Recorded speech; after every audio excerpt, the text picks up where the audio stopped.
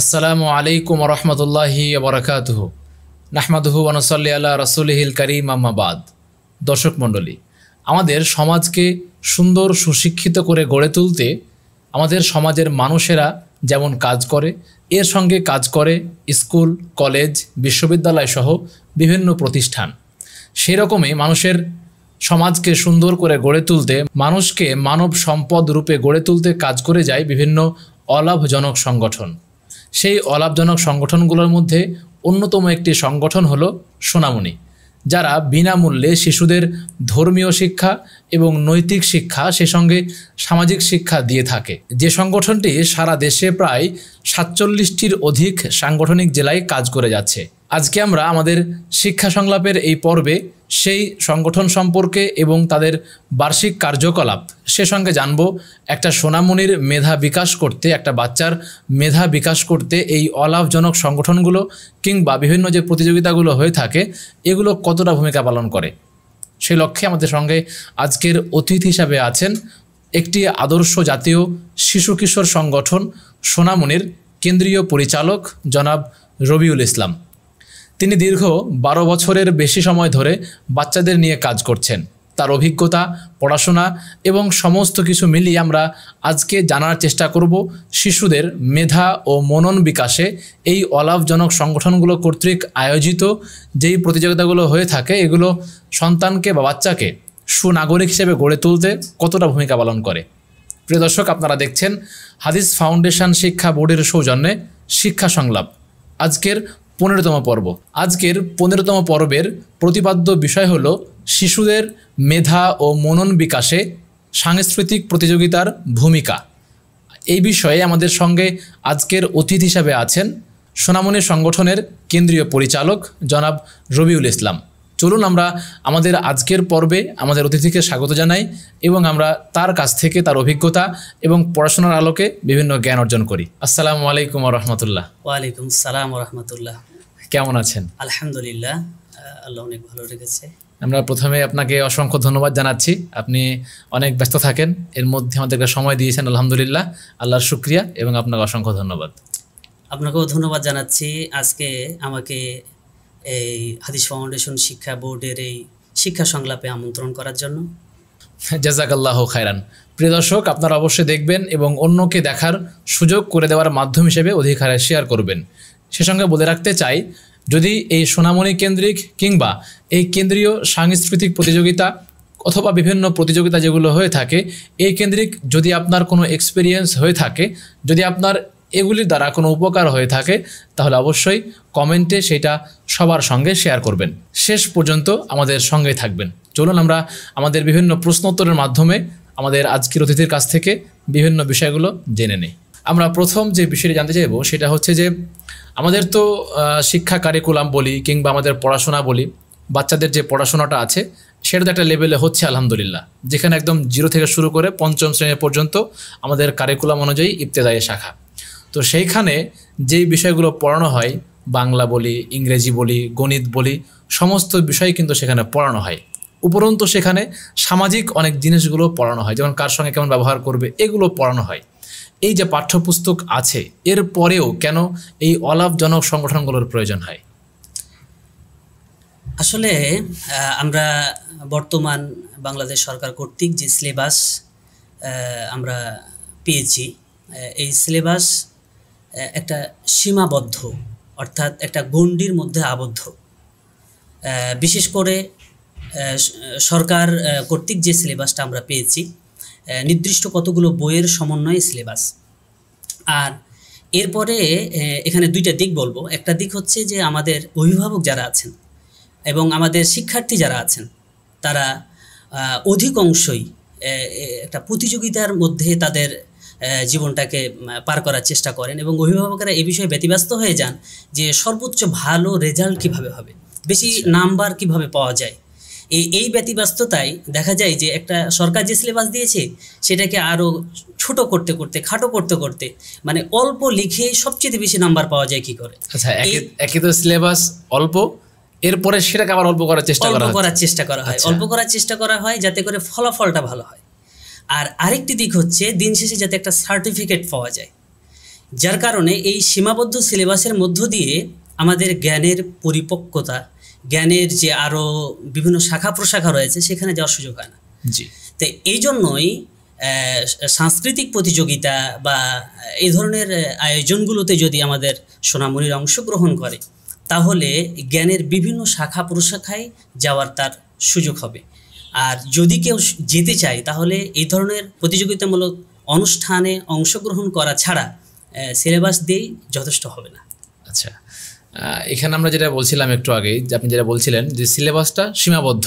জি। সীমাবদ্ধ আমরা বলছি কেন, এটা একটা কারণ হতে পারে যে আমাদের দেশে অধিকাংশ মুসলমান আলহামদুলিল্লাহ, সেই জায়গা থেকে একটা সিলেবাসকে তৈরি করার সময় অবশ্যই মুসলমানদের দিকগুলো বা তাদের ধর্মীয় বিষয়গুলো খেয়াল রাখা প্রয়োজন।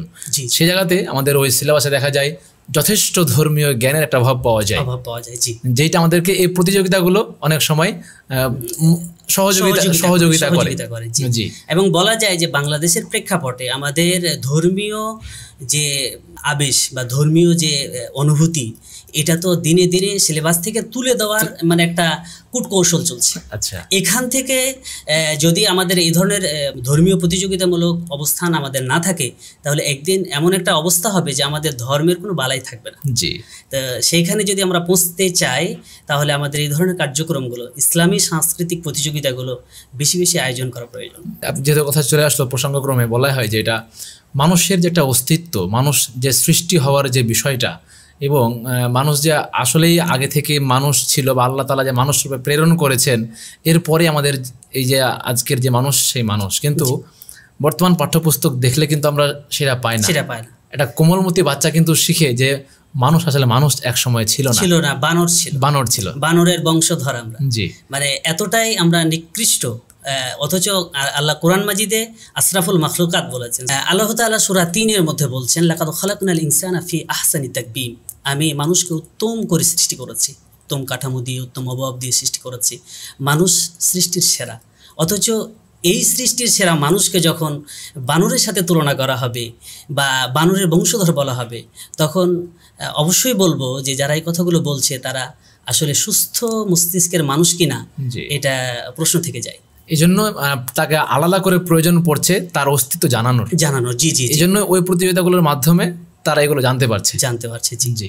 এবং এই কাজটাই সোনামণি সংগঠন করে যাচ্ছে আলহামদুলিল্লাহ। আমরা তো জানছিলাম যে মানুষের অস্তিত্ব সম্পর্কে মানুষকে জানানো হচ্ছে এটার মাধ্যমে। যদি আমরা আমাদের সৃষ্টিকর্তা নিয়ে কথা বলি, আমাদের সৃষ্টিকর্তা আমাদের দিনে সৃষ্টি করেছেন সুন্দর আকৃতি দিয়ে, আলহামদুলিল্লাহ। যদি আমরা আমাদের সৃষ্টিকর্তাকে নিয়ে জানতে চাই যে তিনি কোথায় আছেন, আমাদেরকে তিনি অবলোকন করছেন কিনা, এই বিষয়গুলোও কিন্তু আমাদের পাঠ্যপুস্তকগুলোতে অ্যাবসেন্স দেখা যায়। জি। তো সেই জায়গাটাতে এই সংগঠনটা কিংবা এই যে প্রতিযোগিতাগুলো, এগুলো কতটা ভূমিকা পালন করছে? জি, আমাদের সংগঠনের মূল লক্ষ্যই কিন্তু প্রত্যেকটা সৃষ্টিকে সৃষ্টিকর্তা সম্পর্কে অবগত করা। আচ্ছা। আর সৃষ্টিকর্তার অবস্থান সম্পর্কে, সৃষ্টিকর্তা কোথায় আছেন, এগুলো বিষয়ে আমরা বাচ্চাদেরকে ছোটকাল থেকে শিক্ষা দেই এবং আমাদের সিলেবাসে এগুলো অন্তর্ভুক্ত রয়েছে আলহামদুলিল্লাহ। আচ্ছা। আমাদের মহান রব, তিনি আরশের উপরে সমুন্নত, এটা আমরা ছোট থেকে বাচ্চাদেরকে শেখাই, যেটা পবিত্র কোরআন কারিমে স্পষ্ট রয়েছে। আর রহমান আলাল আরশ ইস্তাওয়া, রহমান দয়াময়, আরশের উপরে সমুন্নত। এরপরে আমরা নবী মুহাম্মদ সাল্লাল্লাহু আলাইহি ওয়াসাল্লাম সম্পর্কেও যথেষ্ট ধারণা দেওয়ার চেষ্টা করি যে আমাদের নবী নূরের তৈরি নন, বরং তিনি মাটির তৈরি। আল্লাহ তাআলা সূরা কাহাফের 110 নম্বর আয়াতে স্পষ্ট করে দিয়েছেন। সুতরাং আমরা কোরআন এবং হাদিস, কোরআনে যেখানে স্পষ্ট আল্লাহ এবং রাসূল সাল্লাল্লাহু আলাইহি সাল্লাম সম্পর্কে, সেখানে আমরা ভ্রান্ত কোনো বিশ্বাস বাচ্চাদের মধ্যে ঢোকাতে চাই না। জি। আচ্ছা, এই যে আমরা যে বললাম, আমি বললাম যে আসলে যে আল্লাহ তাআলা উপরে আছেন এবং রাসূল যে মাটির তৈরি, নূরের তৈরি নন, এই বিষয়গুলো স্কুলের বাচ্চারা কিংবা ওই কারিকুলামে যারা অভ্যস্ত, ওই বাচ্চারা এগুলো জানে না। আপনি আপনার জীবনে এরকম কোনো এক্সপিরিয়েন্স হয়েছে কি না যে বাচ্চাদেরকে আপনি জিজ্ঞেস করছেন যে আল্লাহ কোথায় আছেন, রাসূল কি থেকে তৈরি হয়েছেন, এগুলো জিজ্ঞেস করছেন আর তারা উত্তর দিতে পারছে না, কিংবা উত্তর দিলেও তারা ভুল উত্তর দিচ্ছে, ব্যাপারটা এরকম হয়েছে কিনা? জি হ্যাঁ, এই ধরনের সমস্যা তো আমরা একাধিকবার ফেস করেছি। যখনই আমরা বাচ্চাদেরকে প্রশিক্ষণ দিতে গিয়েছি, জিজ্ঞেস করেছি, তখন দেখা গেল 2-3টা ভাগে বিভক্ত হয়ে গেছে। কেউ বলে আল্লাহ সর্বত্র বিরাজমান, কেউ বলেন যে আল্লাহ নিরাকার। এই বিষয়গুলো কিন্তু বলে থাকে, কারণ হচ্ছে কি তাদের পাঠ্যপুস্তকে যেটা শিক্ষা বা হয়তো ফ্যামিলিগতভাবে যেটা শিখেছে সেটা ছিল এই ধরনেরই, যে আল্লাহ নিরাকার, তারপরে আল্লাহ সর্বত্র বিরাজমান। কিন্তু যখন আমরা এটাকে কোরআন এবং হাদিস দিয়ে যখন তাদেরকে বলেছি, মাশাআল্লাহ তারা সুন্দরভাবে গ্রহণ করেছে। এবং শুধু তারাই গ্রহণ করেছে না, আমাদের অনেক ইতিহাস আছে বাচ্চাদেরকে এই প্রশিক্ষণ দেওয়ার পরে তারা তাদের পিতামাতাকে পরিবর্তন করে ফেলেছে, তাদের পিতামাতার বিশ্বাসটাকে কোরআন এবং হাদিসের দলিল দিয়ে পরিবর্তন করে ফেলেছে। আলহামদুলিল্লাহ, মাশাআল্লাহ, আলহামদুলিল্লাহ। আমরা সেগুলো জানবো ইনশাআল্লাহ আস্তে আস্তে। অসংখ্য ধন্যবাদ। প্রিয় দর্শক, আপনারা দেখছেন হাদিস ফাউন্ডেশন শিক্ষা বোর্ডের সৌজন্যে আর তাহির টিভির পরিবেশনায় শিক্ষা সংলাপ, আজকের 15তম পর্ব। আজকের পর্বের প্রতিপাদ্য বিষয় চলছে শিশুদের মেধা ও মনন বিকাশে সাংস্কৃতিক প্রতিযোগিতার ভূমিকা। আমরা সে সম্পর্কে জানছিলাম আমাদের সোনামণি সংগঠনের কেন্দ্রীয় পরিচালক জনাব রবিউল ইসলামের কাছ থেকে। আমরা তাঁর কাছ থেকে অনেক বিষয় জানবো ইনশাল্লাহ। আমরা ইতিমধ্যে জানলাম যে আমাদের বাচ্চারা, আমাদের ছোট্ট ছোট সন্তানরা তাদের অস্তিত্ব সম্পর্কে যখন জানতে পারে না, যখন তাদের সেই পাঠ্যপুস্তক কারিকুলামের মধ্যে যখন তাদের রবকে চিনে না, যখন তার রাসূলকে জানতে পারে না, সেই সময়ে বা সেই দুঃসময়ে এই কার্যক্রমগুলো তাকে এই জ্ঞান অর্জন করতে অনেকটা সহযোগী হচ্ছে। আমরা অবশ্যই দেখব এবং অন্যকে দেখার জন্য অধিকারে শেয়ার করব। চলুন আমরা আমাদের আজকের অতিথির কাছে ফিরে যাই। স্যার, আমরা পরবর্তী যে বিষয়টা জানতে চাইবো সেটা হচ্ছে যে আসলে একটা শিশুর সাংস্কৃতিক চর্চা কেমন হওয়া উচিত। যেমন আমরা দেখতে পাই আমাদের পিতামাতারা অনেকেই বাড়িতে টিচার রেখে তাকে গান শেখান, তাকে তবলা কিনে দেন, হারমোনিয়াম কিনে দেন। আবার দেখা যায় কাউকে কাউকে কোনো একাডেমিতে ভর্তি করেন ক্রিকেট প্র্যাকটিস করার জন্য, আবার ফুটবল প্র্যাকটিস করার জন্য। এই যে সংস্কৃতি বা সংস্কৃতি চর্চার যে একটা মাধ্যম বা প্রক্রিয়া, আমরা এরকমভাবে এটাকে ব্যবহার করি। আসলেই একটা বাচ্চাকে তার সাংস্কৃতিক চর্চা করার জন্য তার সেই চর্চাটা কেমন হওয়া উচিত বলে আপনি মনে করেন? সোনামণিদের বা শিশুদের সাংস্কৃতিক প্রতিযোগিতার ক্ষেত্রে আমি দুটি দিক বলবো। একটা দিক হচ্ছে তাদের শারীরিক সুস্থতা, শারীরিক সুস্থতার ক্ষেত্রে সাংস্কৃতিক প্রতিযোগিতা। আরেকটা হচ্ছে মেধা ও মনন বিকাশে সাংস্কৃতিক চর্চা বা সাংস্কৃতিক প্রতিযোগিতা। এখানে দুইটা দিক। তো একটা দিক যেটা শারীরিক সুস্থতার ক্ষেত্রে সাংস্কৃতিক প্রতিযোগিতাটা অত্যন্ত গুরুত্বপূর্ণ, যেটা আমাদের অভিভাবকেরা এখন করে থাকেন। বিভিন্ন একাডেমিতে ভর্তি করেন বাচ্চাদেরকে, দিয়ে সেখান থেকে শেখান। এখানে যেটা বলবো যে বর্তমানে আমাদের বাংলাদেশে যে সাংস্কৃতিক চর্চাগুলো রয়েছে তার মধ্যে বা শরীর চর্চার জন্য যেগুলো রয়েছে, খেলাধুলা, বিশেষ করে ক্রিকেট হতে পারে, ফুটবল হতে পারে, হাডুডু হতে পারে, ক্রিকেট হতে পারে, আরো অন্যান্য খেলাগুলো হতে পারে, শারীরিক যেগুলো চর্চা হয়। কিন্তু এখানে একটা বিষয় বলবো যে এই সাংস্কৃতিক চর্চার নামে আমরা যেন অপসংস্কৃতিকে চর্চা না করি। বিশেষ করে দেখা গেল যে আমাদের খেলাধুলার নামে আমরা আমাদের যে পোশাক সংস্কৃতি রয়েছে, ইসলামী যে পোশাকের যে একটা সীমাবদ্ধতা রয়েছে, সেটাকে ছাড়িয়ে কিন্তু আমরা সেটাকে অন ইসলামিক পোশাক পরিধান করে খেলাধুলা করি। এবং এই ক্ষেত্রে আরেকটা দিক, সেটা হচ্ছে মেয়েরা যারা খেলাধুলা করে, আজকে সাঁতার খেলা, আজকে মেয়েদের ক্রিকেট খেলা, মেয়েদের ফুটবল খেলা এবং আন্তর্জাতিক পর্যায়ে যে খেলাধুলাগুলো তারা করছে, এটা সম্পূর্ণ অপসংস্কৃতি। কারণ ইসলামী সংস্কৃতিকে অপেক্ষা করে, ওভারটেক করে তারা এই ধরনের প্রতিযোগিতা করছে। হ্যাঁ, তারাও যদি শরীরচর্চা করতে চায় তাহলে তাদের জন্য সে ব্যবস্থা আছে, কিন্তু তাদের জন্য সেই পরিবেশ প্রয়োজন। সেই পরিবেশ থেকে তারা বের হয়ে অন ইসলামিক চর্চায় তারা কিন্তু কখনো লিপ্ত হতে পারবে না। আর আরেকটা বিষয় হচ্ছে, যারা ছেলেরা রয়েছে তারা অবশ্যই এই সাংস্কৃতিক চর্চা করতে পারবে, কিন্তু খেলতে গিয়ে দেখা গেল যে হাঁটুর উপরে কাপড়, হাফ প্যান্ট পরে বা তার চাইতে আরও শর্ট পোশাক পরে সাঁতার করছে অথবা ক্রিকেট খেলছে বা ফুটবল খেলছে, এগুলোও কিন্তু ইসলামে নিষিদ্ধ। সেই সাথে সাথে আরেকটা বলবো, আজকে দাবা খেলা, লুডো খেলা, তাস খেলা, এগুলো সরকারিভাবে একেবারেই তাদেরকে সাপোর্ট দিয়ে এবং তাদেরকে সেখানে বিভিন্ন সাহায্য সহযোগিতার মধ্য দিয়ে তাদেরকে শেখানো হচ্ছে, আয়োজন করা হচ্ছে এরকমভাবে। ইসলামী শরীয়তে সম্পূর্ণ এগুলো হারাম। কারণ যে সমস্ত রাসূলুল্লাহ সাল্লাল্লাহু আলাইহি ওয়াসাল্লাম বলছেন যে খেলাগুলো হাতের আঙ্গুলে খেলা হয়, দাবা খেলা, ক্যারাম খেলা, এই ধরনের যে খেলাগুলো রয়েছে এগুলো সম্পূর্ণ হারাম। এর সাথে সাথে ঘরে বসে গেম খেলা, এগুলো তো কোনো শরীর চর্চা নেই। অথচ এখানে সময় নষ্ট হয়, সময়ের অপচয় হয়, এখানে মেধার অপচয় হয়, এখানে শরীরেরও ক্ষতি হয়। সবসময় এক জায়গায় বসে থাকলে শরীরের ক্ষতি হবে।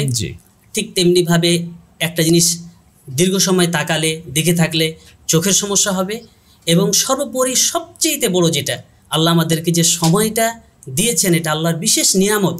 এই নিয়ামতটাকে আমরা কি করি, অপেক্ষা করি এবং এই নিয়ামতটাকে অবজ্ঞা করি, নষ্ট করে ফেলি। যখন একটা বাচ্চা এরকম ভাবে ছোটবেলা থেকেই এই যে হাতের গেম বলি বা এই যে এক জায়গায় বসে থেকে যে গেমগুলো খেলা হয়, জি জি, যখন সে এগুলোতে আস্তে আস্তে অভ্যস্ত হয়ে উঠবে তখন কিন্তু তার ভবিষ্যৎটা ভালো হবে না, সে কিন্তু বাইরে বের হওয়ার সাহস পাবে না। তার মস্তিষ্ক কিন্তু একসময় আস্তে আস্তে বিকৃতিও হয়ে যেতে পারে। এই জন্য আমরা বলবো যে শরীর চর্চা অর্থাৎ শারীরিক সুস্থতার জন্য খেলাধুলা অবশ্যই প্রয়োজন রয়েছে, কিন্তু সেটা যেন হয় ইসলামিক ওয়েতে এবং যেন সেটা শরীরের উপকারে আসে। জি, খেলাধুলার মূল কথাই কিন্তু তাই, শরীর চর্চা করতে হবে। আমরা দ্বিতীয় যে বিষয়টি বলবো, সাংস্কৃতিক চর্চা, মেধা এবং মনন বিকাশ। এই ক্ষেত্রে গ্রন্থপাঠ প্রতিযোগিতা যেটা সোনামণি সংগঠন করে আসছে, আলহামদুলিল্লাহ, সোনামণি জ্ঞানকোষে 1 এবং 2 দুটা বইয়ের ওপরে, এরপরে আরও অন্যান্য বইয়ের ওপরে মাঝে মধ্যে এই প্রতিযোগিতা করা হয়। এরপরে আমাদের নির্দিষ্ট হাদিসের উপরে, কোরআনের উপরে এবং কোরআন তেলাওয়াতের উপরে, আজানের উপরে, ইসলামী জাগরণের উপরে আমাদের কিন্তু প্রতিযোগিতা আমরা আয়োজন করে থাকি। এগুলো কি হয়, মেধা এবং মনন বিকাশ হয়। কিন্তু এই ক্ষেত্রে যে বিষয়টা খেয়াল রাখতে হবে, তাতে যেন অবশ্যই আমাদের এমন কোনো প্রতিযোগিতা করব না যেটা ইসলাম সাপোর্ট করে না। যেমন আমি বাদ্যযন্ত্র বাজাচ্ছি বা এমন কতগুলো গান অশ্লীল, সেগুলো আমরা চর্চা করছি, এবং এইটাই কিন্তু বর্তমানে সবচেয়ে বেশি হচ্ছে। এখন সাংস্কৃতিক চর্চা মানেই অশ্লীল গান বাজনা, এবং মানে আমাদের বাঙালিয়ানা যে সংস্কৃতি আছে, নিজস্ব যে একটা ভাব আছে, ওই ভাব মূর্তিটা আস্তে আস্তে নষ্ট হচ্ছে বিদেশি কিছু সংস্কৃতির কারণে। এবং এটা যথেষ্ট আমাদের বাংলাদেশ সহ মুসলিম যারা রয়েছে তারাকে যথেষ্ট সন্তানদেরকে নিয়ে যথেষ্ট হিমশিম খাচ্ছে। কারণ বিদেশি সিরিয়ালগুলো যেভাবে আমাদের সোনামণিদেরকে নষ্ট করছে এবং মা বোনদেরকে নষ্ট করছে, এটা অত্যন্ত ক্ষতিকর। এই জন্য আমরা ইসলামের সংস্কৃতি চর্চা করব যাতে মেধা এবং মনন বিকাশ হয়, এটা খেয়াল রাখতে হবে। এই প্রসঙ্গে একটা প্রশ্ন করতে চাই, সেটা হচ্ছে যে আপনি যেটা বললেন টিভি এবং সিরিয়ালের কথা, একটা বাচ্চা কিন্তু তার পরিবারের বা তার পারিপার্শ্বিক সবকিছু দেখতে দেখতে সে শিখে এবং সে বড় হয় ওইরকম ভাবে। তো এই জায়গাটায় অভিভাবকদেরকে দেখা যায় যে একটা বাচ্চাকে সাথে নিয়েই তিনি এরকম সিরিয়ালগুলোতে আসক্ত হয়ে আছেন এবং একটার পর একটা লাগায় আছে। যদিও সরকার নিষিদ্ধ করেছেন বা কিছু কিছু হয় না, এরপরেও কিন্তু ইউটিউবের মাধ্যমে তারা সেগুলোকেই দেখার চেষ্টা করেন। তো এই যে বিষয়টা তারা দেখছেন এবং সেখানে তারা যা দেখছেন অবশ্যই সেটা ভালো কিছু দেখছেন না, অবশ্যই তার বাচ্চার উপর একটা প্রভাব পড়ছে। যদি এই বিষয়টা একটু বিশ্লেষণ করতেন। জি, এই বিষয়ের ক্ষেত্রে যেটা বলবো সেটা হচ্ছে যে আমাদের পরিবারটাকে, আমাদের গৃহটাকে ইসলামিক গৃহে রূপান্তরিত করতে হবে। আর মনে রাখতে হবে আল্লাহর কোরআনের সেই নির্দেশ, আল্লাহ তাআলা বলছেন, ইয়া আইয়ুহাল্লাযীনা আমানু কু আনফুসাকুম ওয়া আহলিকুম নারা, হে বিশ্বাসীগণ তোমরা নিজেরা এবং তোমাদের আহলে পরিবারকে জাহান্নামের আগুন থেকে বাঁচাও। একটা পরিবারের মূল যিনি বাবা মা, সন্তানকে ভালো করার জন্য, সুপথে পরিচালিত করার জন্য বাবা মাকে সবচেয়ে গুরুত্বপূর্ণ ভূমিকা পালন করতে হবে। কিন্তু এই জায়গাতে যদি বাবা মাই ওই সিরিয়ালে আসক্ত হন, তাহলে সন্তান তো বারবার তাদের সাথেই থাকবে, তাদের জিনিসটাই দেখবে। এতে করে দেখা যায় যে এই সিরিয়ালের মধ্যে যত মন্দ দিকগুলো রয়েছে, যেগুলো তার ধারণ ক্ষমতার বাইরে, তথাপি মার সাথে সেটা দেখতেছে বা বাবার সাথে সেটা দেখছে, এটাই তো আর কিন্তু বারবার অন্তরের মধ্যে গেঁথে যাচ্ছে। এমনকি দেখা যাচ্ছে সিরিয়ালের মধ্যে মা বাবা ঝগড়া করছে, এইটা কিন্তু সে দেখতেছে, অশ্লীল ভাষায় গালি দিচ্ছে, সেটা কিন্তু সে দেখতেছে, অথচ সে এটা পছন্দ করে না, তার কারণ তার মস্তিষ্ক এখন ওরকম জিনিস নাই, যা দিচ্ছে তাই ঢুকছে। এই জন্য একটা গৃহকে, একটা পরিবারকে ইসলামী পরিবার করতে হলে এই ধরনের অশ্লীল যে বিষয়গুলো রয়েছে, বিদেশি সংস্কৃতি যেগুলো রয়েছে, এগুলো অবশ্যই আমাদেরকে পরিত্যাগ করতে হবে। এই ক্ষেত্রে একটা জিনিস বলতে চাই, সেটা হচ্ছে যে পোশাক সংস্কৃতি নিয়ে যে ব্যাপারটা আছে, বিদেশিদের পোশাক পরা কিংবা ভিনদেশিদের যে পোশাকের যে আদর্শগুলো আছে, এগুলো কিন্তু এইটাতে চলে আসছে। ওই দিকটাকে আমাদেরকে খেয়াল রাখতে হবে। আরেকটা বিষয় খেয়াল রাখতে হবে যে বাচ্চা যখন বারবার ওই ধরনের পোশাকগুলো দেখছে, তখন তো সে অল্প বয়সী, তখন বারবার মা বাবার কাছে কিন্তু সেটাই চাইবে, তার পোশাকটা যেন তেমনই হয়। কিন্তু ইসলাম তো সেটা সাপোর্ট করবে না। এমনকি টাকনুর নিচে কাপড় পরার যে অপসংস্কৃতিটা, এবং এখানে ভয়াবহ কথা বলা হয়েছে, আল্লাহ রাসূল সাল্লাল্লাহু আলাইহি ওয়াসাল্লাম বলছেন, মা আসফালা মিনাল কাবাইনি মিনাল ইজারি ফিন্নার, যে ব্যক্তি টাকনুর নিচে কাপড় পরবে সে জাহান্নামে যাবে। তাহলে ছোট্ট সোনামণি, সে তো তার ভালো মন্দ দিক বোঝে না যে জি। টাকনুর নিচে পড়লে কি হবে, না পড়লে কি হবে। কিন্তু ওই যে যখন সিরিয়ালের মধ্যে বা বিভিন্ন অপসংস্কৃতি অনুষ্ঠানগুলোর মধ্যে যখন এই জিনিসগুলো দেখে থাকে, তখন সেটাই নেওয়ার জন্য বারবার জেদ বারবার করে। জেদ করে।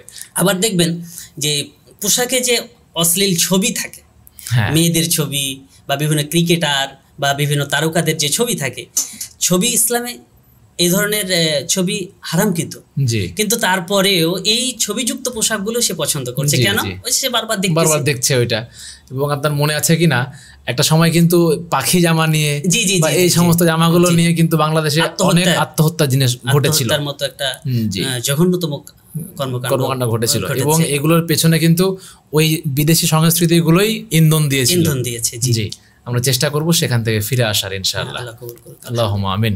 প্রিয় দর্শক, আমরা চেষ্টা করব আমাদের নিজস্ব, আমাদের বাঙালিয়ানা যে সংস্কৃতি আছে সেগুলোকে ইসলামিক ওয়েতে পালন করার, ইসলামিক ওয়েতে মান্য করার। কোনোভাবেই যেন আমার সন্তান, আপনার সন্তান অন ইসলামিক কোনো সংস্কৃতি চর্চা করতে গিয়ে যেন সে তার নিজের অস্তিত্বকে হারিয়ে না ফেলে, যেন সে অশ্লীল কর্মকাণ্ডে নিজেকে আবিষ্কার না করে। চলুন আমরা আরও অনেক দিনে জানার চেষ্টা করি। অনুরোধ করব, আপনি যেমন দেখবেন অন্যকে দেখার জন্য অধিকারে শেয়ার করবেন। যদি এই বাচ্চা কেন্দ্রিক অথবা সোনামণি কেন্দ্রিক কিংবা এই প্রতিযোগিতা কেন্দ্রিক আপনার কোনো ব্যক্তিগত অভিজ্ঞতা হয়ে থাকে, তাহলে আপনি সেটা অবশ্যই কমেন্টে জানাবেন ইনশাআল্লাহ। এবার যে বিষয়টা জানতে চাইবো সেটা হচ্ছে যে বাংলাদেশে দেখলে তো দেখা যাবে যে অনেকগুলো অন ইসলামিক সংগঠন আছে, জি, জি, এবং শুধু বাচ্চাদেরকে নিয়ে কাজ করছে এরকম আরও অনেক সংগঠন পাওয়া যাবে, জি, যারা বাচ্চাদেরকে কেউ নাচ শেখায়, কেউ গান শেখায়, আবার কেউ অভিনয় শেখায়, জি। বিভিন্ন রকম জিনিস তারা ওরকমভাবে ইয়া করছে। তো সেই জায়গা থেকে ফিরে এসে আমি কেন আপনার সোনামণি সংগঠনকে বেছে নেব?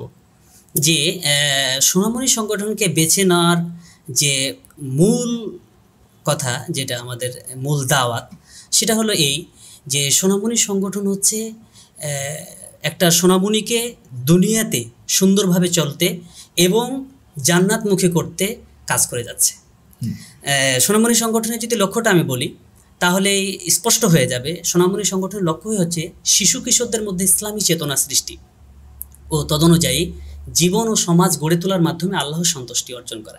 একটা সোনামণিকে দুনিয়াবী জীবনে সুন্দরভাবে, সামাজিকভাবে, সুশৃঙ্খলভাবে, ভদ্রভাবে চলতে কি কি করা প্রয়োজন সেই শিক্ষাটা আমরা যেমন দিয়ে থাকি, ঠিক তেমনিভাবে জান্নাতমুখী করার জন্য যে সমস্ত কাজগুলো করা দরকার, ঠিক ওই কাজগুলো আমরা সোনামণি সংগঠনের মাধ্যমে সোনামণিদেরকে শিখিয়ে থাকি। আচ্ছা, এর মানে আমরা বলতে পারি এটা যে ওই বাচ্চাকে দুনিয়াতে চলার জন্য যা কিছু প্রয়োজন সেটা শেখানো জি, হয়, জি। একই সঙ্গে পরকালীন জীবনেও যেন সে সুন্দর থাকতে পারে সেজন্য সে তাকে শেখানো হচ্ছে। জি। উভয় জগৎটাই তাকে ব্যালেন্স করে শেখানো হচ্ছে। এর একটা কারণ হতে পারে জি। বেছে নেওয়ার। আর কোনো কারণ আছে কিনা? আর বিশেষ করে সোনামণি সংগঠনকে বেছে নেওয়ার আরেকটা কারণ অবশ্যই প্রয়োজন, সেটা হলো যে বাংলাদেশে অনেকগুলো শিশু সংগঠন আছে। আমি যদি নাম বলি, মুক্তি ফৌজ আছে, খেলাঘরের আসর আছে, এই ধরনের আরও অনেক শিশু সংগঠন আছে। আপনি দেখবেন যে কোনো সংগঠনই একটা সোনামণিকে পরলৌকিক অর্থাৎ জান্নাতমুখী করার জন্য তারা কাজ করছে না, দুনিয়া কেন্দ্রিক কাজ করছে।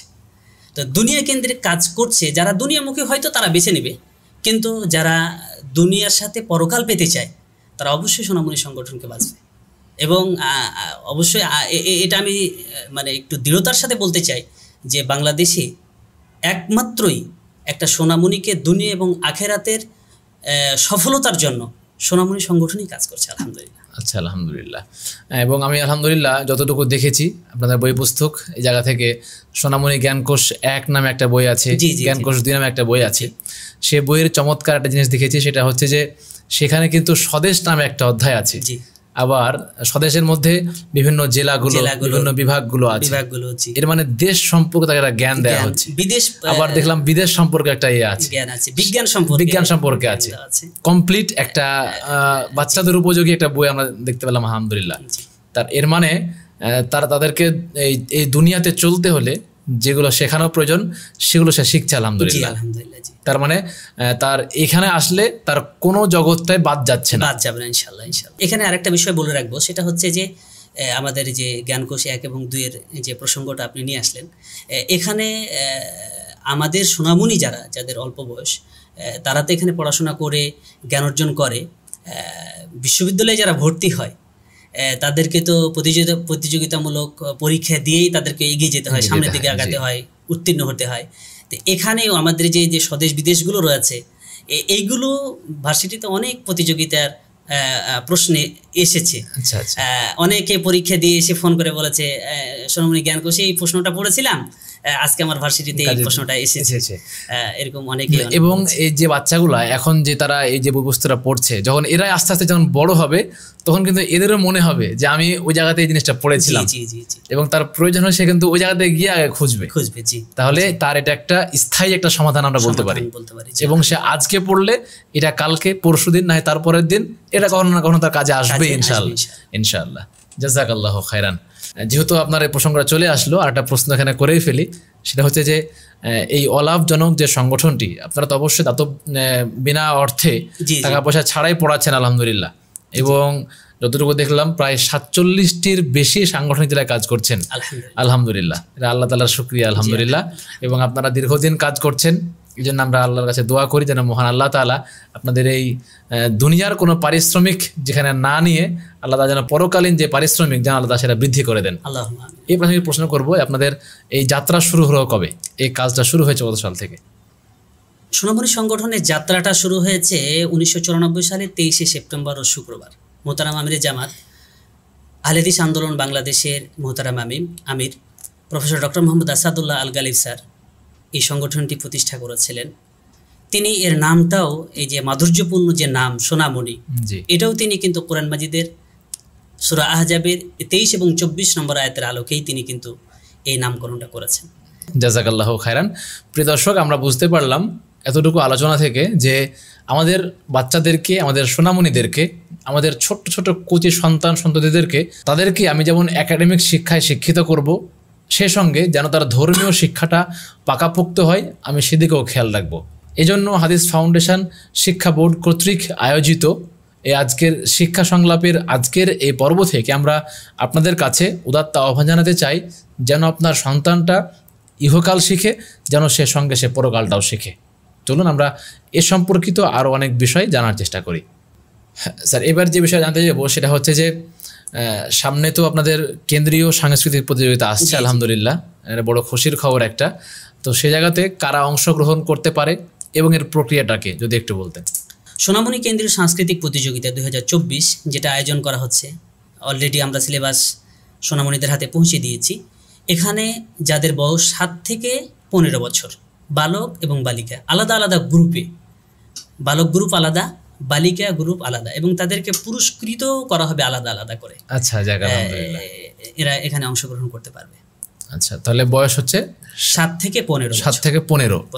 এইখানে যাদের বয়স 7 এবং যার বয়স 15 তারা উভয় কি একই রেঞ্জে অংশগ্রহণ করবে নাকি আলাদা কোনো রেঞ্জ আছে? যাদের বয়স 7 থেকে 11 বছর পূর্ণ হবে তারা ক গ্রুপে অংশগ্রহণ করবে, আর যাদের বয়স 7 থেকে 11 থেকে 15 বছর তারা খ গ্রুপে অংশগ্রহণ করবে।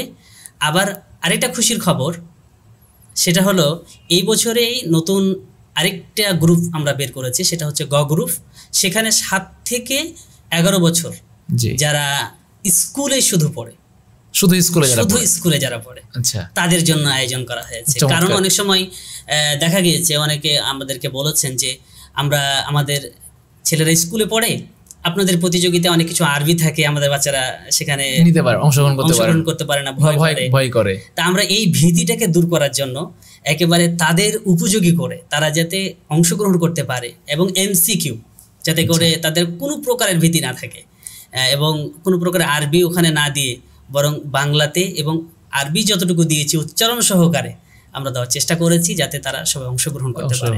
আশা করছি ইনশাআল্লাহ এখানে আমাদের ব্যাপক একটা সাড়া পড়বে, আশা করছি ইনশাআল্লাহ। এবং আপনারা তো এটা আলহামদুলিল্লাহ বিগত কয়েক বছর থেকে বা শুরু থেকে এটা করে আসছেন আলহামদুলিল্লাহ। জি জি আলহামদুলিল্লাহ। এই যেটা আমি আরেকটা প্রশ্ন করতে চাই সেটা হচ্ছে যে তাহলে গ্রুপ হচ্ছে মোট 3টি গ্রুপ, জি, ক, খ এবং গ।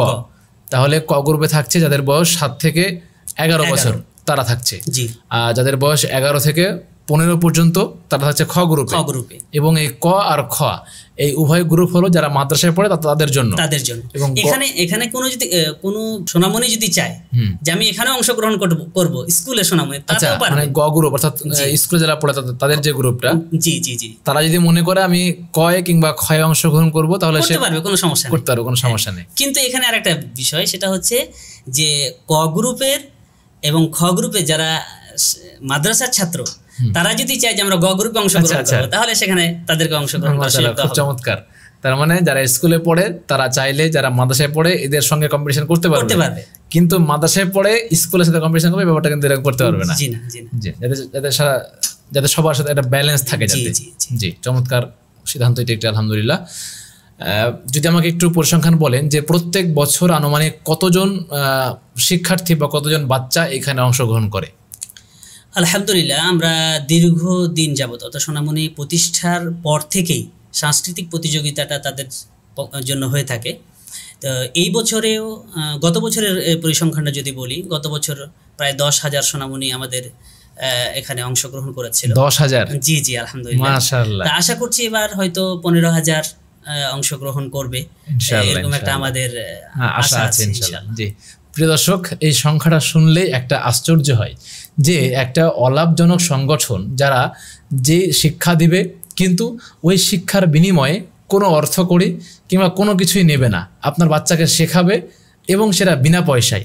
আর এই সংখ্যাটা গত বছর ক্রস করেছে প্রায় 10,000, এবং এই সংগঠনের বা এই অলাভজনক এই কার্যক্রমের এবারে টার্গেট তাদের 15,000 যেন পেরিয়ে যায়। এত বড় একটা কাজ যারা করেন, অবশ্যই তাদের জন্য আমাদের অন্তর থেকে দোয়া আসার তারা একটা হকদার, তারা হক রাখে। আমরা তাদের জন্য দোয়া করি যেন মহান আল্লাহ তাআলা এর বিনিময়ে ইহকালে পরকালে তাদেরকে শান্তি এবং সুখ দান করেন। আল্লাহুম্মা আমিন। চলেন আমরা বিষয়গুলো আরও জানার চেষ্টা করি। আচ্ছা, আমরা জানলাম যে এরা অংশগ্রহণ করতে পারবে। যদি এবার বলতেন যে যে প্রতিযোগিতাগুলো হবে সে বিষয়গুলো কি কি, যদি সেগুলো কয়েকটা বলতেন। জি, আমাদের যে বিষয়গুলো বাচ্চাদের জন্য নির্ধারণ করা হয়েছে, হিফজুল কোরআন, হিফজুল হাদিস, জাগরণী, সাধারণ জ্ঞান, এই বিষয়গুলো এখানে এসেছে আর কি। আচ্ছা, প্রতিযোগিতার বিষয় হিসাবে 3টা গ্রুপে একই রকম বিষয়গুলো আছে আর কি। আচ্ছা, এখানে শুধু যেটা বললেন যে কোরআন হাদিস, এগুলো কি শুধু যারা হাফেজ তারা অংশগ্রহণ করতে পারে নাকি যে কেউ অংশগ্রহণ? না, এখানে শুধু হাফেজারা নয়, হাফেজ এবং নন হাফেজ যে কেউ এখানে অংশগ্রহণ করতে পারবে, এবং সেই সুন্দরভাবে আমাদের বিষয়গুলোকে উপস্থাপন করা হয়েছে এবং উপযোগী করা হয়েছে যাতে করে সবাই অংশগ্রহণ করতে পারে। এটা কি মানে পুরো কোরআন মুখস্থ করতে হবে নাকি নির্দিষ্ট কোনো একটা অংশ? না, অবশ্যই আমরা নির্দিষ্ট অংশ এবং সিলেবাসে সেটা আমরা দিয়ে দিয়েছি। আমাদের সিলেবাসটা কেউ যদি সংগ্রহ করে সেখানে সুন্দর করে আমাদের নীতিমালা বলে দেওয়া হয়েছে, এবং সেখানে একটা দুইটা সূরা থাকলো। জি জি, অল্প। আচ্ছা, জাযাকাল্লাহু খায়রান। আমরা জানলাম বিষয়টা। যদি এবার এখানে অংশগ্রহণ করার এবং স্তরে স্তরে যে কেন্দ্রীয় পর্যায়ে আসার যে স্তরটা আছে, যদি এইটা একটু পরিষ্কার করে বলতেন। জি, এখানে যারা প্রতিযোগিতায় অংশগ্রহণ করবে, আমাদের আগামী সেপ্টেম্বরের 6 তারিখে প্রতিযোগিতা শুরু হবে শাখা পর্যায়ে। আমাদের এই প্রতিযোগিতায় যে সমস্ত সোনামণিরা অংশগ্রহণ করবে তাদেরকে সর্বপ্রথমে শাখা পর্যায়ে প্রতিযোগিতায় অংশগ্রহণ করতে হবে। আগামী সেপ্টেম্বরের 6 তারিখে শাখা পর্যায়ে প্রতিযোগিতা শুরু হবে। এরপরে 13 সেপ্টেম্বর উপজেলা পর্যায়ে হবে। এরপরে 20 সেপ্টেম্বর জেলা পর্যায়ে হবে, এবং সর্বশেষ আমাদের কেন্দ্রে অংশগ্রহণ করতে হবে অক্টোবর মাসের 10 তারিখে। পর্যায়ক্রমে এভাবে হবে, এবং সবচেয়ে যেটা আমাদের আকর্ষণ সেটা হচ্ছে কেন্দ্রে অংশগ্রহণ করার পরে সর্বোচ্চ 5 থেকে 6 জনকে আবার উন্মুক্ত মঞ্চে আমরা উপস্থাপন করবো ইনশাআল্লাহ। আচ্ছা, এটা এতগুলো স্তর পার হওয়ার পরে ফাইনালটা হবে মানে উন্মুক্ত মঞ্চে। আচ্ছা, মাশাআল্লাহ, এটা অনেক চমৎকার, আলহামদুলিল্লাহ, এবং এটা খুব সুন্দর হবে আশা করি। আর আরেকটা বিষয় এখানে বলে রাখি, সেটা হচ্ছে আমাদের আত্মাহারিক টিভির মাধ্যমে সারা দেশে যে যেখানে আছে সেখান থেকে দেখার সুযোগ পাবে ইনশাআল্লাহ। জাযাকাল্লাহু খায়রান। এবং আমরা গত বছর দেখেছিলাম আলহামদুলিল্লাহ আত্মাহারিক টিভির কল্যাণেই যে সেটা ব্রডকাস্ট হয়েছিল, এবং সেখানকার বাচ্চারা এত সুন্দর করে হাদিসের রেফারেন্স দিয়ে একদম মাখরাজ সহকারে, হাদিসেরও মাখরাজ সহকারে তার উচ্চারণ করে তার শোনাচ্ছিল, এবং মানে কোরআনের যে তিলাওয়াত সেগুলো আলহামদুলিল্লাহ খুব খুব চমৎকার। এমনকি আমরা এটা দেখছিলাম যে বিচারকটা বলে বলে ফেলছিলেন যে তোমাকে আমি কি বলে আটকাবো। জি জি জি জি। জি এগুলো আলহামদুলিল্লাহ অনেক আনন্দদায়ী। জি জি, জাযাকাল্লাহু খাইরান। প্রিয় দর্শক, আপনারা দেখছেন হাদিস ফাউন্ডেশন শিক্ষা বোর্ডের সৌজন্যে শিক্ষা সংলাপ আজকের 15তম পর্ব। আজকের পর্বের প্রতিপাদ্য বিষয় হচ্ছে শিশুদের মেধা ও মনন বিকাশে সাংস্কৃতিক প্রতিযোগিতার ভূমিকা। এই বিষয়ে আমাদের সঙ্গে আজকের অতিথি হিসাবে আছেন সোনামণি সংগঠনের কেন্দ্রীয় পরিচালক জনাব রবিউল ইসলাম। আমরা তার কাছ থেকে জানছি বিভিন্ন রকম অভিজ্ঞতা এবং বাস্তবিক অনেক কথা। আমরা সম্প্রতি জানলাম যে তাদের একটা প্রতিযোগিতা আয়োজন করা হয়েছে এবং সেখানে সারা দেশের যে কোনো শিক্ষার্থী অংশগ্রহণ করতে পারবে যাদের বয়স 15-র নিচে, 7 থেকে 15 এই রেঞ্জে যাদের বয়স তারা অংশগ্রহণ করতে পারবে। যদি এই রেঞ্জের আপনার কোনো শিক্ষার্থী থেকে থাকে কিংবা যদি আপনার সন্তান এই বয়সের হয়ে থাকে, তাহলে অবশ্যই আপনার সন্তানকে আপনার সন্তানের মেধা বৃদ্ধি করার জন্য এবং অন্যের সঙ্গে কম্পেয়ার করার জন্য অথবা আপনার সন্তানকে ধর্মীয় শিক্ষা এর পাশাপাশি কম্পিটিশন করার জন্য এখানে আপনারা অংশগ্রহণ করাতে পারেন। দেখবেন, জানবেন এবং জ্ঞান অর্জন করার জন্য অধিকারে পড়াশোনা করবেন ইনশাল্লাহ। চলুন আমরা ফিরে যাই আমাদের অতিথির কাছে।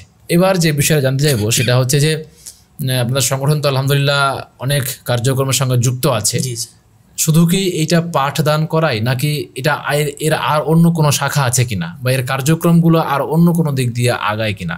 জি, আলহামদুলিল্লাহ আমাদের সোনামণি সংগঠনের বেশ কয়েকটি কার্যক্রম রয়েছে। তার মধ্যে আমরা যে আজকের যে প্রতিপাদ্য বিষয় সাংস্কৃতিক প্রতিযোগিতা, এটা তো অবশ্যই প্রতি বছরই হয় কেন্দ্রীয় পর্যায়ে, কিন্তু এখানে আরেকটা কথা বলে রাখি যে আমাদের আঞ্চলিক পর্যায়ে এই প্রতিযোগিতা কিন্তু অব্যাহত থাকে। শাখা পর্যায়ে, আঞ্চলিক পর্যায়ে এটা নিয়মিতইভাবে হয়। এটা একটা দিক। এটা কি বছরের অন্যান্য সময়গুলোতেও হয়? জি জি জি, সেটা হয়তো আঞ্চলিক পর্যায়ে হয়, শাখা পর্যায়ে বা এলাকা পর্যায়ে, উপজেলা পর্যায়ে। জি জি। এরপরে আমাদের আরো যে কার্যক্রমগুলো রয়েছে, আলহামদুলিল্লাহ সোনামণির একটা মুখপত্র রয়েছে সোনামণি প্রতিভা। এটা দীর্ঘদিন থেকে প্রচারিত হচ্ছে। এই সদ্য যেটা প্রকাশিত হবে সেটা 66তম সংখ্যা, মানে 1 থেকে 66টা সংখ্যা সোনামণি প্রতিভা বের হয়েছে আলহামদুলিল্লাহ। চমৎকার বিষয় হচ্ছে আমাদের এখানে যে বিষয়গুলো সংযোজিত রয়েছে, বিশেষ করে সোনামণিদের উপযোগী করে এই পত্রিকাটা বের করা হয় এবং অনেক সোনামণিরাই এখানে লেখার সুযোগ পায়। ছোট ছোট সোনামণিরা এখানে লেখার সুযোগ পায়। এখানে যে বিষয়গুলো থাকে, কোরআনের আলো, হাদিসের আলো, সম্পাদকীয় তো থাকেই, তারপরে প্রবন্ধ থাকে, তারপরে গল্পে জাগে প্রতিভা, জাদুনয় বিজ্ঞান, দেশ পরিচিতি, জেলা পরিচিতি, এইভাবে অনেক বিষয় এখানে থাকে। কবিতা থাকে, কৌতুক থাকে, ইসলামী ধাঁচের যে কৌতুকগুলো সেগুলো থাকে এর মধ্যে রয়েছে আর কি। আমরা তো এটা বলতে পারি যে শিশুদেরকে শুধু পাঠদান নয়, এর সঙ্গে তাকে লেখক বানানোর চেষ্টাও হয়। আবার তাকে ভালো পাঠক তৈরি করার চেষ্টাও এখানে চলে, যেখানে চলে। জি জি, আলহামদুলিল্লাহ। এবং আমরা দেখছিলাম যে ক্লাস 2 এর, ক্লাস 3 এর এই রেঞ্জের বাচ্চারাও কিন্তু এখানে লেখালেখি করে। জি, এখানে আসলে আমাদের মূল লক্ষ্যই হচ্ছে একটা সোনামণি শুধু পাঠ্য বই পড়বে, সার্টিফিকেট নেবে আর একটা চাকরি করবে, এটাই যেন না হয়, বরং তারা যেন সামাজিক লিখনির মধ্য দিয়ে, বক্তব্যের মধ্য দিয়ে, আমাদের উপস্থিত বক্তৃতার প্রতিযোগিতাও হয়। আচ্ছা, মাশাআল্লাহ। উপস্থিত বক্তৃতার প্রতিযোগিতা হয় যাতে করে সে বক্তব্য শিখতে পারে। লেখনী শেখানো হয় পত্রিকার মধ্য দিয়ে। এরপরে আমাদের আরও বিস্তারিত শেখানো হয় অন্যান্য প্রতিযোগিতার মধ্য দিয়ে। আলহামদুলিল্লাহ আমরা চতুর্দিক থেকে সোনামণিকে একটা দক্ষ, পাকাপুক্ত করে গড়ে তোলার জন্য চেষ্টা করছি আলহামদুলিল্লাহ। জি, আলহামদুলিল্লাহ। আপনি জেনে খুশি হবেন যে আমাদের এই শিক্ষা সংলাপেই একটা পর্বে একজন শিক্ষার্থী এসেছিল। তার বয়স কত হবে, সে সদ্য এসএসসি পরীক্ষা বা দাখিল পরীক্ষা দিয়ে পাশ করলো। তো সে বলছিল যে সে কিন্তু মানে লেখালেখিতে ভালো দক্ষ আলহামদুলিল্লাহ। সে কিন্তু বলছিল যে আমার লেখনীটা শুরু হয়েছিল এই প্রতিভার হাত ধরে। জি জি, এটা না বললে নয় যে সোনামণি প্রতিভায় বিশেষ করে যে আপনি যার কথা বলছেন মোবাশ্শিরুল ইসলাম, সে কিন্তু মানে কি বলবো, যখনই আমাদের কাছে আসতো তখনই বারবার তাকে লিখনের ব্যাপারে উৎসাহিত করতাম, আমাদের প্রতিভাতে লিখা দাও। আলহামদুলিল্লাহ তার সিদ্ধহস্ত আস্তে আস্তে লেখার যে কাজটা সে সুন্দরভাবে চালিয়ে যাচ্ছে আলহামদুলিল্লাহ। আরও উত্তরোত্তর আরও ভালো কিছু করবে ইনশাআল্লাহ। তো সোনামণি প্রতিভার মধ্য দিয়েই কিন্তু তার এই লিখনির যাত্রাটা শুরু হয়েছে। আলহামদুলিল্লাহ। জি আলহামদুলিল্লাহ, জাযাকাল্লাহু খাইরান। আমরা জানতে পারলাম আলহামদুলিল্লাহ। আমাদেরকে এটা বলবেন যে আপনারা তো বিভিন্ন সময় বিভিন্ন জায়গায় গিয়ে প্রশিক্ষণ দেন বা প্রশিক্ষণ প্রদান করেন, তো ওই প্রশিক্ষণের দু একটা এক্সপিরিয়েন্স যদি শেয়ার করতেন। জি, সোনামণিদেরকে নিয়ে প্রশিক্ষণ করতে গিয়ে আলহামদুলিল্লাহ অনেক অভিজ্ঞতা হয়েছে। তার একটা অভিজ্ঞতা আমার বেশ কিছুদিন আগের অভিজ্ঞতাটা শেয়ার করতে চাই। দিনাজপুরের খানপুর নামে একটা জায়গা, সেখানে গিয়েছিলাম। শ্রদ্ধেয় বড় ভাই ডক্টর আব্দুল হালিম তিনিও আমার সাথে ছিলেন। উনি তো সাবেক পরিচালক ছিলেন। জি জি জি, হ্যাঁ, তিনিও আমার সাথে ছিলেন। তা আমি প্রশিক্ষণ দিতে সোনামণিদের পিছনে এক মুরব্বী চাচা, আনুমানিক তার বয়স 70+ হবে। আচ্ছা। তিনি আমি 1 ঘন্টা প্রশিক্ষণ দিয়েছি, সেখানে উপস্থিত ছিলেন। আমি যে বিষয়গুলো আলোচনা করলাম, তো আলোচনা করার পরে বাচ্চাদেরকে প্রশিক্ষণ দেওয়ার পরে উনি তার অনুভূতি প্রকাশ করছেন। তো অনুভূতি প্রকাশ করে কেঁদে ফেললেন। কেঁদে ফেলে বলছেন যে আহা, আজকে সোনামণি প্রশিক্ষণে যেগুলো আপনি শেখালেন, আমি তো এই 70 বছর এগুলো শিখিনি। তো মনে হচ্ছে যে আমি এই সোনামণি সংগঠনের সাথে আবার সম্পৃক্ত হই। তার এই চোখের পানিটা আমার আজও মনে পড়ে, যে তাকে এতটা ভালো লেগেছে এবং তার অনুভূতিটা এত তীব্র ছিল যে তিনি কথা বলে ফেললেন যে আমি আবার সোনামণি সংগঠনের সাথে যদি সম্পৃক্ত হতে পারতাম। এরকম অভিজ্ঞতা আছে। আরও কিছু অভিজ্ঞতা রয়েছে যেগুলো আমরা বিভিন্ন সময় দেখেছি, যে সোনামণি প্রশিক্ষণ দেওয়ার পরে বাচ্চারা বাড়িতে ফিরে গেছে। ফিরে যাওয়ার পরে যেখানে আমাদের কাছ থেকে যা শিখেছে সেটা বাস্তবে প্রয়োগ করার চেষ্টা করেছে, কিন্তু পরিবারে তো সে আমলটা নেই, মায়ের সাথে সে আমলটা নেই বা বাবার কাছে সে আমলটা নেই। হ্যাঁ, এরকম ঘটনা। সালাম দিতে গিয়ে এরকম, বিশেষ করে আমাদের সোনামণি সংগঠনের প্রথম পরিচালক, যার হাত ধরে সর্বপ্রথম সোনামণির কার্যক্রম শুরু হয়েছিল, মহতারাম আমিরে জামাত প্রফেসর ডক্টর মোহাম্মদ আসাদুল্লাহ আল গালিব স্যার, যাকে প্রথম এই পরিচালক বানিয়েছিলেন ভাই আজিজুর রহমান। তিনার একটা গল্প শেয়ার করি। সেটা হলো যে তিনি একদিন প্রশিক্ষণ দিয়েছিলেন। প্রশিক্ষণ দেওয়ার পরে সেই প্রশিক্ষণটা ছিল সালামের ওপরে প্রশিক্ষণ, কিভাবে সালাম দিতে হবে। সেটা প্রশিক্ষণ নেওয়ার পরে সোনামণি যখন বাড়িতে গেল, তখন সন্ধ্যাবেলায় তার পিতা তার অফিস থেকে বাড়িতে ফিরছে। এমন সময় দরজা তো লক, কলিং টিপলেন বাবা, সন্তান দরজা খোলার জন্য আসলেন। এরপরে বাবাকে বলছেন, বাবা আমাকে সালাম দিন। ছোট্ট সোনামণি এখন কি করবে, বলে দিয়েছে। এখন বাবা বলছে যে আমি তো কখনো তো সালাম দিইনি, আমাকে তো লজ্জা লাগে, আমি সালাম দিতে পারবো না, দরজা খুলে দাও। তো ছোট্ট সোনামণি নাছোড় বান্দা বলছে যে না, হবে না, আপনাকে সালাম দিতেই হবে। তো কি করবে? এক পর্যায়ে ছোট্ট সোনামণিকে সালাম দিয়েই তার পিতা বাড়িতে প্রবেশ করলো। এরপরে বাড়িতে গিয়ে এই যে কার্যক্রমটা কোথা থেকে শিখলো, এটাতে সে জানতে চাইলো মেয়ের কাছ থেকে। এরপরে দেখা গেল ওই ভাই পরবর্তীতে আমাদের এই পরিচালক ভাইয়ের সাথে দেখা করে তিনি বলেছেন যে আপনি এমন একটা আদব, এমন একটা শিষ্টাচার শিক্ষা দিয়েছেন যেটা আমাদের পরিবারে ছিল না। কিন্তু আলহামদুলিল্লাহ এখন আমার পরিবারে যে বাড়িতে ঢোকেই তাকে সালাম দিয়েই ঢুকতে হয়, যে বের হয় কৌশল বিনিময় করে দোয়া পাঠ করে বের হয়। আপনাদের এই আদব, এই ইসলামের সুন্দর শিষ্টাচার আমাদের বাড়িতে পূর্ণ সবাই পালন করে আলহামদুলিল্লাহ। আলহামদুলিল্লাহ। এবং এখানে যে বিষয়টা বলবো সেটা হচ্ছে যে এই যে বাড়িতে ঢোকার সময় সালাম দেওয়ার যে বিষয়টা, পরিবারের সদস্যদেরকে সালাম দেওয়ার ক্ষেত্রে আমরা সবাই লজ্জাবোধ করি। এবং আমি আমার পিতাকে সালাম দেব, লজ্জা লাগে। আমার পিতা আমাকে সালাম দেবেন, লজ্জা লাগে। আমি বাড়িতে ঢোকার সময় একদম জোরে সালাম দিব, লজ্জা লাগে। এই বিষয়টাকে আপনারা কীভাবে দেখছেন? আচ্ছা, এই বিষয়টা আমরা যেভাবে বলবো যে এটা হয়ে উঠছে এই জন্য যে হঠাৎ আজকে আমি বক্তব্যতে শুনলাম, বাড়িতে গিয়ে আমল করছি, তখন এটা লজ্জা হয়। কিন্তু যদি আমাদের ছোট্ট সোনামণি যাদের বয়স 2-3 বছর কথা বলতে শিখেছে, তখন থেকেই যদি সালামের চর্চা করায়, তাহলে কিন্তু এই ভুলগুলো হবে না। যেমন ছোট্ট উদাহরণ দেই, আমার ছোট্ট সোনামণি আছে। আচ্ছা, আলহামদুলিল্লাহ। আমি কি বলবো, এটা আসলে আমি শিক্ষার জন্য বলছি, এবং প্রত্যেকটা পরিবারের সোনামণিরা এই শিক্ষায় শিক্ষিত হবে যদি বাবা মা চান। আমার বাচ্চাকে শিখিয়েছি যে যখন তুমি বাড়ি থেকে বের হবে তখন দোয়াটা পড়বে। একদিন ভ্যানে উঠেছি, তার মা আছে, আমি আছি, আমার সন্তানেরা আছে, আমাদের দোয়া পড়তে দেরি হয়েছে। আমার ছোট্ট মেয়েটা বলছে যে আব্বু দোয়া পড়েন। সে দোয়াটা চটচট করে বলে ফেললো। তখন আমি বললাম যে দেখো, তার আম্মাকে বললাম যে আজকে যদি আমরা এই চর্চাটা না করতাম তাহলে কিন্তু সে এভাবে বলতো না। ঠিক এমনিভাবে যখন আমি বাড়ি থেকে ঢুকি, সালাম যদি না দেই তো আমার মেয়ে বলবে আব্বু সালাম দেন।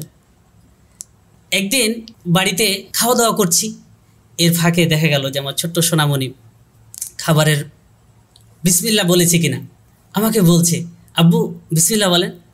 মানে এইরকমভাবে মানে সে একদিনই শিখেনি। আমরা বারবার চেষ্টা করেছি, যখন হাঁচি আসে তখন ওর সাথে সাথে আলহামদুলিল্লাহ বলি। এখন ঠিক ও নিজে নিজে মুখস্থ করে নিজে নিজে বলে।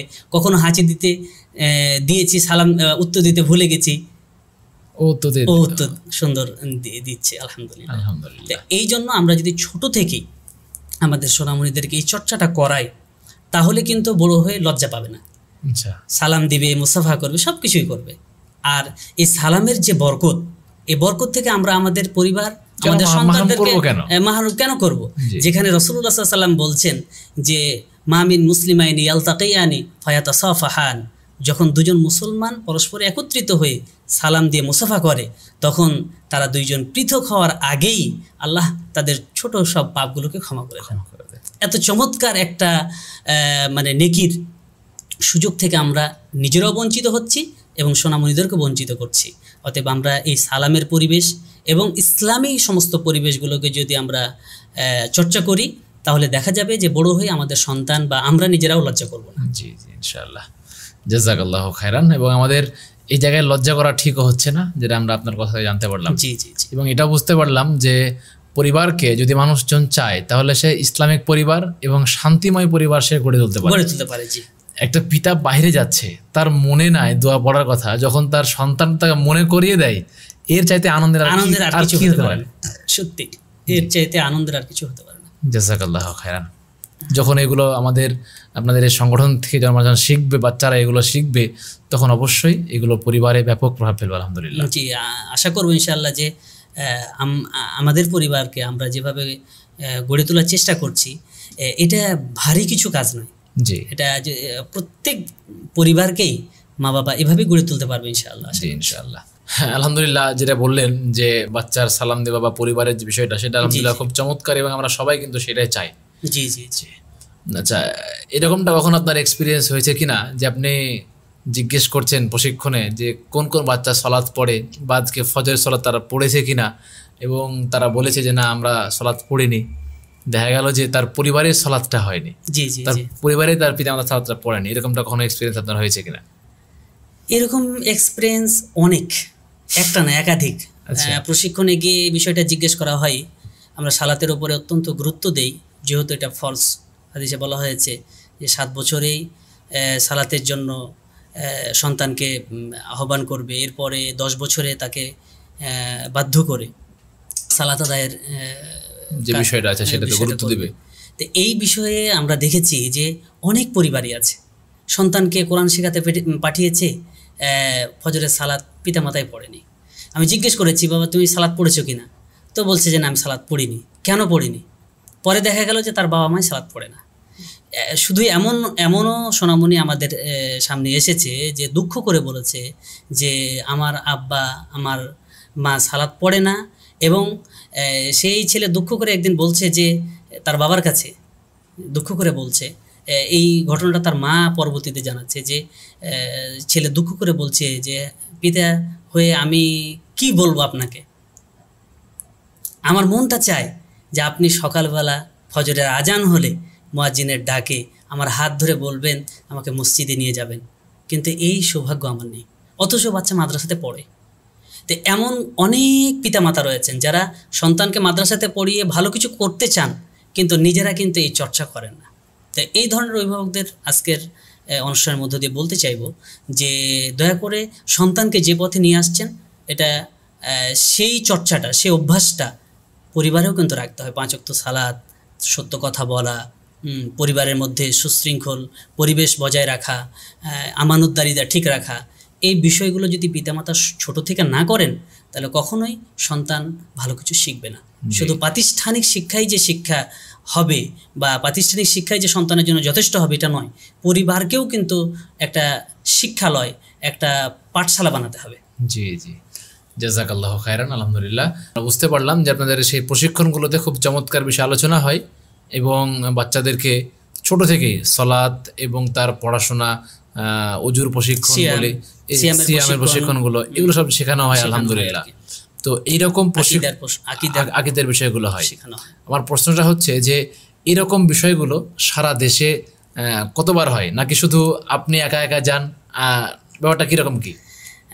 আলহামদুলিল্লাহ, সোনামণি সংগঠনের মধ্য দিয়ে 47টি জেলায়, সাংগঠনিক 47টি জেলায় কাজ হচ্ছে এবং এই 47টি জেলায় প্রায় 300-300-র অধিক আমাদের শাখা রয়েছে এবং প্রত্যেকটি শাখাতে প্রত্যেক সপ্তাহে বৈঠক হয়। দু একটা হয়তো মাঝে মধ্যে বাদ গেলেও আমাদের নির্দেশনা এরকম যে প্রত্যেকটা শাখাতে প্রতি সপ্তাহে একটা নির্দিষ্ট বিষয়ে, এবং সেটা কতক্ষণ হবে, 1 ঘন্টা, সর্বোচ্চ 1 ঘন্টা বা 1.5 ঘন্টা হতে পারে, এরকম সময় ধরে এক বা একাধিক বিষয়ে তাদেরকে প্রশিক্ষণ দেবে এবং তাদেরকে বারবার জিজ্ঞেস করে বারবার মুখস্থ করিয়ে দিবে। আচ্ছা, এইভাবে আমাদের প্রত্যেকটা শাখাতে এই নির্দেশগুলো দেওয়া আছে। তোমার সারা দেশে এই কার্যক্রমগুলো চলছে, বলা যায় যে প্রায় প্রত্যেক সপ্তাহে চলমান আছে। জি, এবং তারা প্রত্যেকেই তার নিজ অবস্থান থেকে তারা কাজ করছেন আলহামদুলিল্লাহ, এবং প্রত্যেক জায়গায় আপনার তো যাওয়ার কোনো প্রয়োজন পড়ছে না। জি না। এবং আরেকটা বিষয় হলো যে আমরা শাখাগুলোকে বলি এবং আমরা তাদের জবাবদিহিতা নেই। আচ্ছা, এটাই হচ্ছে সাংগঠনিক সবচেয়ে শক্তি বলবো, যে আজকে এটা অলাভজনক প্রতিষ্ঠান, আপনি বারবার বলেছেন, জি আলহামদুলিল্লাহ, এটা অলাভজনক প্রতিষ্ঠান। এখানে শুধুমাত্র আল্লাহর হস্তে দিনকে পৃথিবীতে প্রতিষ্ঠিত করার জন্য এই সংগঠন প্রতিষ্ঠিত হয়েছে। মোহতারাম আমিরে জামাত এটা প্রতিষ্ঠা করেছেন আলহামদুলিল্লাহ। এখানে যে কাজগুলো আমরা করি, বাচ্চাদেরকে প্রশিক্ষণের ক্ষেত্রে এই বিষয়গুলো আমরা তদারকি করি এবং আমরা তাদের কাছ থেকে রিপোর্ট নিই। আচ্ছা, প্রত্যেকটা জেলার কাছ থেকে রিপোর্ট নেই, প্রত্যেকটা জেলা উপজেলার কাছ থেকে রিপোর্ট নেই, উপজেলা এলাকার কাছ থেকে, শাখার কাছ থেকে রিপোর্ট নেই। আচ্ছা, মানে একটা কি, মানে দায়বদ্ধতার মধ্য দিয়ে এই সংগঠন, একেবারে যে একটা সংগঠন চলছে এমনিতেই এরকম না। দায়বদ্ধতার মধ্য দিয়ে তাদেরকে আমরা জিজ্ঞেস করি তারা কতটুকু কাজ করেছে, কোন সমস্যার কারণে তারা কাজ করতে পারেনি, কি করলে আরও সামনের দিকে এগিয়ে নেওয়া যায় একটা জেলাকে। এই বিষয়ে আমরা প্রতিনিয়ত কেন্দ্রের পক্ষ থেকে জেলাকে নির্দেশনা দিয়ে থাকি। আর জেনে খুশি হবেন যে এই কার্যক্রমের মধ্যে, বিশেষ করে জেলার যে কার্যক্রমগুলো রয়েছে, এই কার্যক্রমগুলোর মধ্যে প্রত্যেকটা যে আন্দোলনের দায়িত্বশীল এবং যুব সংঘের দায়িত্বশীল সবাই কিন্তু এর সাথে সম্পৃক্ত হয় আলহামদুলিল্লাহ। আর এখানে এটাই হচ্ছে সংগঠনের সবচেয়ে বরকত। আজকে যদি এই সংগঠন না থাকতো তাহলে এই হাজার হাজার সোনামণিদেরকে বিশুদ্ধ আকীদা এবং আমলের উপরে গড়ে তোলার মতো আর কোনো সংগঠন নেই। এজন্য সংগঠন সংঘবদ্ধ থাকা এটা আল্লাহর নির্দেশ, রাসূলুল্লাহ সাল্লাল্লাহু আলাইহি ওয়াসাল্লামের নির্দেশ। আমরা ছোট্ট সোনামণিদেরকে সোনামণি সংগঠনের মধ্য দিয়ে আমরা কিন্তু তাওহীদ, রিসালাত, আখিরাত এবং তার সুন্দর চরিত্র এবং আখলাক, সর্বোপরি যেটা বলতে চাইব যে দেশের সুনাগরিক করে গড়ে তোলা, দেশের সম্পদ করে গড়ে তোলার জন্য সর্বাত্মক চেষ্টা করছি। জি জি। আর সেই সাথে সাথে আখিরাতমুখী করে গড়ে তুলছি আলহামদুলিল্লাহ। মানে আমাদের এই সন্তান কখনো জঙ্গিবাদের মতো, হিজবুত তাওহীদের ভ্রান্ত আকীদার সাথে, তারপরে আরো যে ভ্রান্ত আকীদাগুলো রয়েছে এর সাথে কখনোই আমাদের সন্তানেরা জড়াবে না ইনশাআল্লাহ। আমরা আকীদাটাকে সেইভাবে মজবুত এবং পাকাপোক্ত করতে চাচ্ছি যাতে করে তারা বাতিল কোনো ফেরকার সাথে সম্পৃক্ত না হয়ে যায়। জি, জাযাকাল্লাহু খায়রান। আমরা আপনার কাছ থেকে জানলাম যে আপনাদের এই বাচ্চাদেরকে নিয়ে যারা কাজ করছেন এটা অনেক বৃহৎ কাজ হচ্ছে আলহামদুলিল্লাহ, এবং স্থায়ী একটা কাজ হচ্ছে। আমরা দোয়া করি যেন মহান আল্লাহ তাআলা আপনাদেরকে এই কাজ মৃত্যু অবধি এবং দুনিয়ার শেষ দিন পর্যন্ত যেন করার তৌফিক দান করেন। আল্লাহুম্মা আমিন। আমরা দীর্ঘক্ষণ সময় নিলাম, আপনাকে অসংখ্য ধন্যবাদ জানাচ্ছি। সময় দিলেন আলহামদুলিল্লাহ। পরবর্তী সময়ে যদি কখনো সময় সুযোগ হয় আবার ডাকলে আবার আসবেন ইনশাআল্লাহ। ইনশাআল্লাহ আপনাকেও ধন্যবাদ, এবং সেই সাথে সাথে হাদিস ফাউন্ডেশন, শিক্ষা বোর্ড এর কর্তৃপক্ষ সকলকে আন্তরিক ধন্যবাদ জানাচ্ছি আজকে আমাকে এই স্টুডিওতে আমন্ত্রণ করার জন্য এবং সোনামণি সংগঠনকে এর মধ্য দিয়ে উপস্থাপন করতে পারার যে একটা সুযোগ আমি পেয়েছি, এই জন্য সকলকে আন্তরিকভাবে ধন্যবাদ জানাচ্ছি। জাযাকাল্লাহু খাইরান। আমরা আপনার কাছ থেকে বিদায় নিচ্ছি। প্রিয় দর্শক, আপনারা দেখছিলেন হাদিস ফাউন্ডেশন শিক্ষা বোর্ডের সৌজন্যে শিক্ষা সংলাপ, আজকের 15তম পর্ব। আজকের পর্বের প্রতিপাদ্য বিষয় ছিল শিশুদের মেধা ও মনন বিকাশে সাংস্কৃতিক প্রতিযোগিতার ভূমিকা। এই বিষয়ে আমাদের সঙ্গে আজকের অতিথি হিসেবে ছিলেন একটি অলাভজনক সংগঠন, সোনামণি সংগঠনের সম্মানিত কেন্দ্রীয় পরিচালক মহোদয়। আমরা তার কাছ থেকে শিশুদের মেধা ও মনন বিকাশে যে প্রতিযোগিতাগুলোর ভূমিকা আছে সেগুলো আমরা জানলাম। আলহামদুলিল্লাহ, আমরা সবাইকে আহ্বান জানাবো, আমরা সন্তানকে যেমন তাকে পাঠ্যপুস্তক পড়াবো, ওই একই রকমভাবে আমার সন্তানের মেধা ও মনন বিকাশ করার জন্য এরকম প্রতিযোগিতাগুলোতে অংশগ্রহণ করাবো ইনশাল্লাহ। আজকের পর্বটি দেখার জন্য জানাচ্ছি অসংখ্য ধন্যবাদ। সে সঙ্গে সামনের পর্ব দেখার আহ্বান জানিয়ে আজকের পর্বটি এখানে শেষ করছি। সুবহানাকাল্লাহুম্মা ওয়া বিহামদিকা আশহাদু আল্লা ইলাহা ইল্লা আনতা আস্তাগফিরুকা ওয়া আতুবু ইলাইক। আসসালামু আলাইকুম ওয়া রাহমাতুল্লাহি ওয়া বারাকাতুহু।